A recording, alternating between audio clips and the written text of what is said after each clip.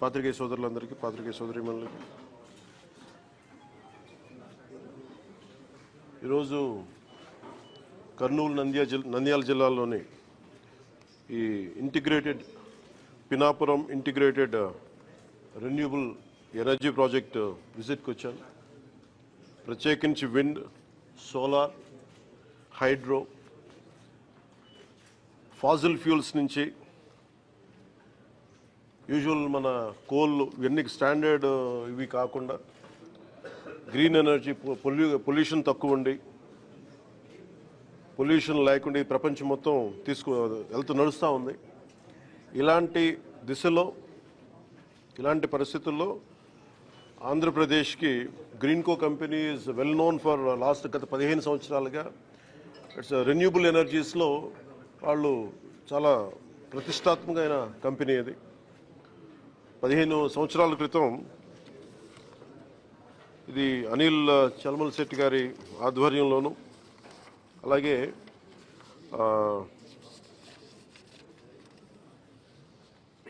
మహేష్ కొల్లి గారి ఆధ్వర్యం వారు ప్రారంభించిన కంపెనీ అది. ఆ తర్వాత దీంట్లో major stake holders government investment corporation చెప్పి సింగపూర్ ప్రభుత్వం, అలాగే Abu Dhabi investment authority United Arab Emirates వాళ్ళది, అలాగే ఓరెక్స్ కార్పొరేషన్ అని చెప్పి జపాన్, వీళ్ళందరూ పెట్టుబడులు పెట్టి దీన్ని ఇక్కడ దాకా తీసుకొచ్చారు. ఈ ప్రత్యేకించి గ్రీన్కో కంపెనీ చాలా world leading green energy company. ఇది వీళ్ళు ఇప్పుడు దాకా మన భారతదేశంలోనే 1,00,000 కోట్లు పెట్టుబడి పెట్టారు. 1,50,000 కోట్లు భారతదేశం మొత్తం పెట్టుబెడతా ఉన్నారు. మన రాష్ట్రంలో మటుకు 30,000 కోట్లు ఆల్రెడీ పెట్టుబడులు పెట్టారు. ఇవి కాకుండా అదనంగా ఇంకొక 20,000 కోట్లు పెట్టుబడి పెట్టబోతా ఉన్నారు. ఇప్పుడు దాకా వాళ్ళు 12,000 మందికి ఉపాధి అవకాశాలు కల్పించారు.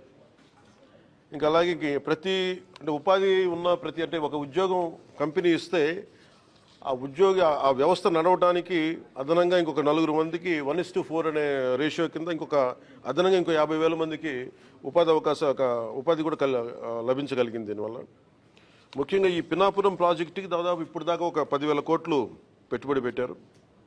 ఇంకొక 24 కోట్లు అడిషనల్గా ఇంకా పెట్టుబడి పెడతా ఉన్నారు.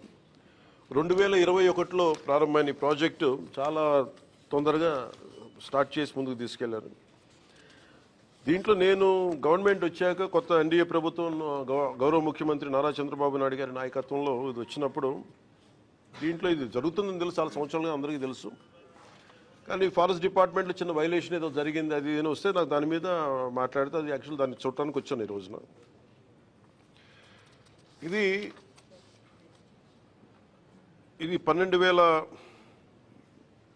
మెగావాట్లు అంతే కదా, ఇది ఆపరేషన్. ఈ పర్టికులర్ ప్రాజెక్ట్ ఇది దాదాపు 2,800 ఎకరాలు ప్రాజెక్ట్. ఇది పినాపురం బోత్ మన నంద్యాలలో కానీ కర్నూలు జిల్లా రెండిట్లో కలుపుకొని. దీంట్లో కంపెనీ కొన్నది దాదాపు 1,700 ఎకరాలు కంపెనీ ప్రభుత్వం నుంచి కానీ లేదంటే రైతుల దగ్గర నుంచి కానీ కొన్నవి. ఈ 2,800 ఎకరాల్లో 1,700 ఎకరాలు వాళ్ళు ఆల్రెడీ కొనేశారు.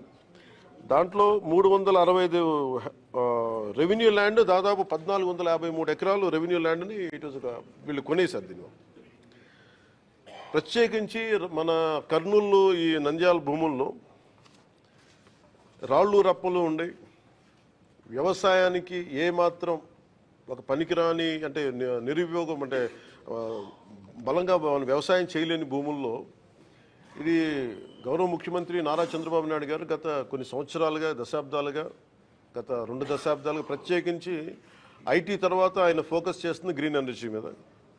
ఆ గ్రీన్ ఎనర్జీది ఆ లీడింగ్ ఆయన మొట్టమొదటిసారి 2014లో వచ్చినప్పుడు, అంతకుముందు ఉన్నప్పుడు 2014 ప్రత్యేకించి ఆ గ్రీన్కో వీళ్ళు విదేశాల నుంచి వచ్చి వీళ్ళందరూ ఈ కంపెనీ వచ్చి మేము ఇలా చేస్తున్నామంటే ఆయన ఎంకరేజ్ చేశాను. దాంట్లో భాగంగానే ఈ రోజున మనం ఇంత పెట్టుబడులు వచ్చినాయి ఇక్కడ. దీనికి సంబంధించి ప్రత్యేకించి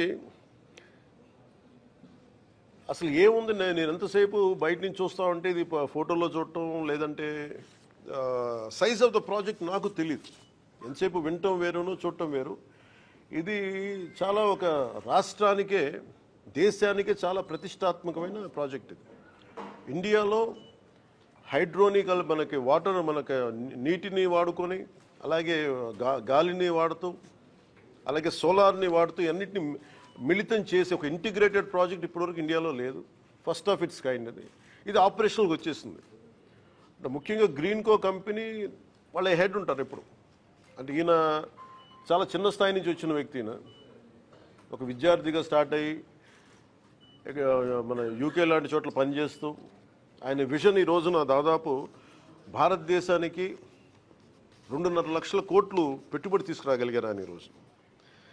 సో మేము ఇన్వెస్ట్మెంట్ ఫ్రెండ్లీ అన్న కంపెనీ అంటే ప్రభుత్వం అనే ప్రాసెస్లో ఇది ఒక మేజర్ ఒక ఇష్యూ ఏమొచ్చిందంటే 365 ఎకరాలు చిన్న ఇష్యూ ఉంది between revenue వాళ్ళదేను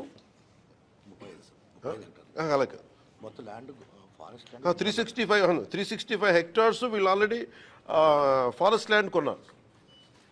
central government permission ఇచ్చింది. 365 హెక్టార్లు ఫారెస్ట్ ల్యాండ్ కొంటే దానికి నేను మొన్న రివ్యూలన్నీ చూస్తున్నప్పుడు ఫారెస్ట్ డిపార్ట్మెంట్ రివ్యూస్ చూస్తున్నప్పుడు కూడా దానికి అంటే మనం ఉదాహరణకి ఒక ప్రాజెక్ట్ కోసం నేను ఎక్కువ సంతకాలు పెట్టేది ఫారెస్ట్ డిపార్ట్మెంట్లో ఫారెస్ట్ గుండా మన పైప్ లైన్లు వేయాలన్నా మన ఇరిగేషన్లో ఏదైనా పైప్స్ వేయాలన్నా లేదంటే ఎలక్ట్రిసిటీ వేయాలన్నా ఫారెస్ట్ డిపార్ట్మెంట్ పర్మిషన్ ఇవ్వాలి. సో ఎక్కువ సంతకాలు దాంట్లో ఉంటాయి.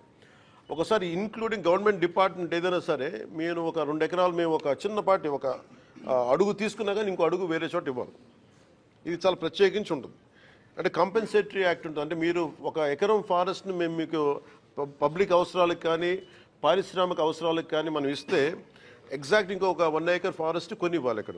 సో వీళ్ళు ప్రత్యేకించి 365 హెక్టార్లో ఫారెస్ట్ అవసరం ఉందనేది కేంద్ర ప్రభుత్వానికి తెలియజేసినప్పుడు ఇవన్నీ స్టేట్ల పరివ్యూ కింద రావు. ఇది కేంద్ర ప్రభుత్వం ఇవ్వాల్సినవి ఇవన్నీ. సో కేంద్ర ప్రభుత్వం ఆ రోజున 365 హెక్టార్లు వాళ్ళకి ఇచ్చారు. దానికి కాంపెన్సేటరీగా 365 హెక్టార్లు గ్రీన్కో కంపెనీ ఆల్రెడీ నెల్లూరులో వాళ్ళకి కాంపెన్సేటరీ ఫారెస్ట్ ఇచ్చారు. అది 36 కోట్లు పెట్టుబడి పెట్టి ఖర్చు పెట్టి వాళ్ళకి ఇచ్చేసారు.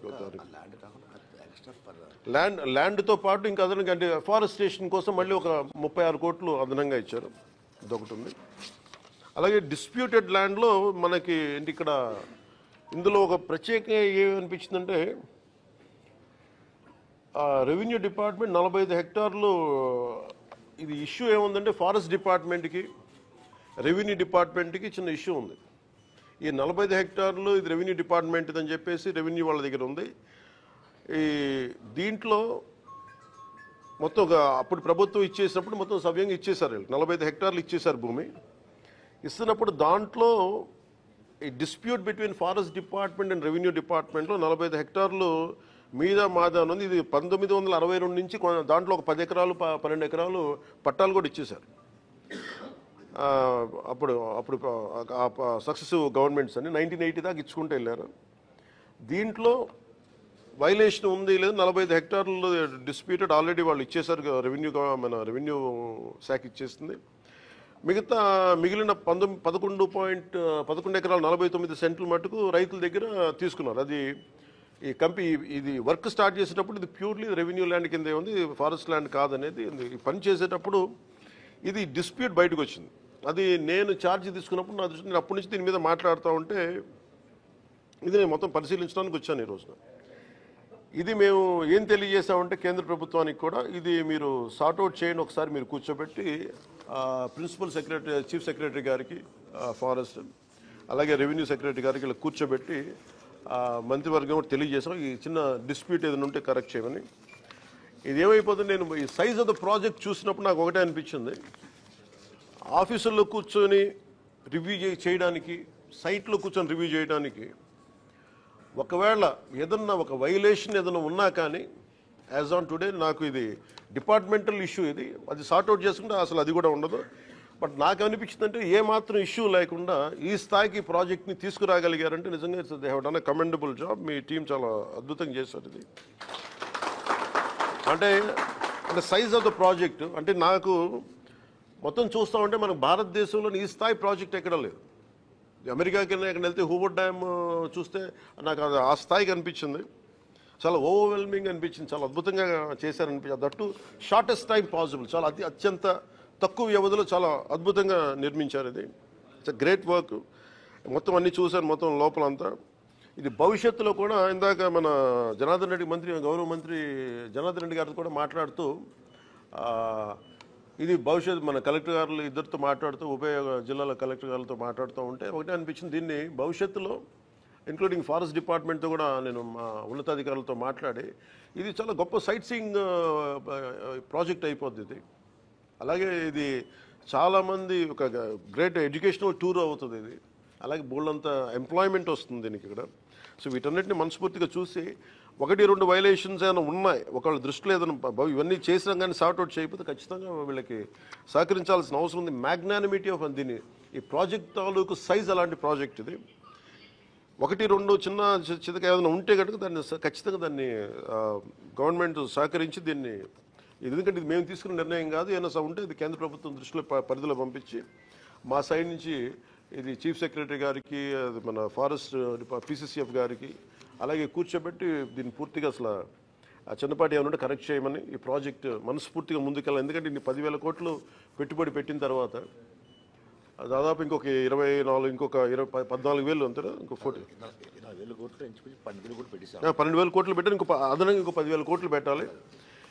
ఈ ప్రాసెస్లో దీన్ని చిన్న చిత్తగా ఏదైనా సమస్యలు ఉంటే ఇది బిట్వీన్ ఇంటర్నల్ 2 డిపార్ట్మెంట్స్ మధ్యన ఇష్యూ కాబట్టి అది మేము కూర్చొని అవసరమైతే కేబినెట్ దృష్టికి తీసుకెళ్తాం, ముఖ్యమంత్రి గారి దృష్టికి తీసుకెళ్తే దీన్ని సాల్వ్ చేసి దీన్ని ఈ ప్రాజెక్ట్ వెళ్ళేలా ప్రభుత్వం ముందస్తుగా దీనికి మద్దతు తెలుపుతా ఉన్నాం.